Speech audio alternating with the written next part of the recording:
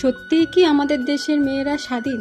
যদি স্বাধীন হতো না, তাহলে ছোট ছোট বাচ্চারা রেপ হতো না। রাধে রাধে, চলুন ছোট ছোট ব্লগ নিয়ে।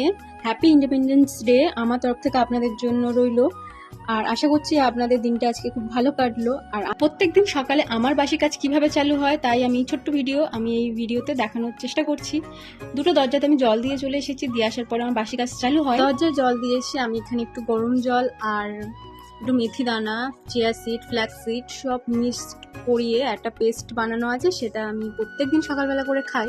তারপরে আমি আস্তে আস্তে বাসি কাজগুলো চালু করি। আর রাতের বেলা যতটুকু পারি রান্নাঘরের কাজটা সেরে রাখা, তার জন্য সকালের কাজটা কম হয়। চলুন ঘরের কাজ করতে করতে আমি আপনাদের সাথে কিছু কথা বলি।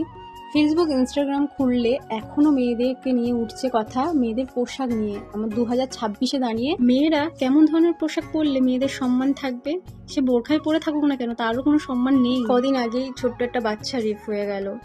সে তো আর ছোট ড্রেস পরেছিল না, তাহলে তার তো কোনো ফিগার ছিল না, তাহলে সে কেন রেপ হলো? প্রত্যেক বছরে ঘটা করে স্বাধীনতা দিবস পালন করছে, আর এদিকে মেয়েদেরকে সম্মান করে না। স্বাধীনতা দিবসের পতাকা তুলছে, স্বাধীনতা দিবসে স্লোগান করছে, কিন্তু সেই স্লোগানের মানে তারা জানে না। সবসময় মেয়েরা কেন চেঞ্জ হবে? পুরুষরাও তো চেঞ্জ হতে পারে।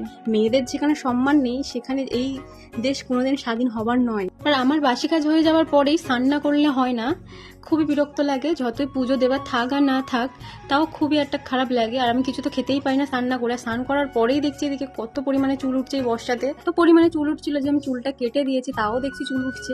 আর এদিকে রান্না করতে এসেছি, একটু ম্যাগি করবো সকালে। আর মামুনির জন্য পায়েল ভিজিয়েছিল মুড়ি, আর মামুনির শরীরটা খারাপ, একটু মুড়ি খাবে।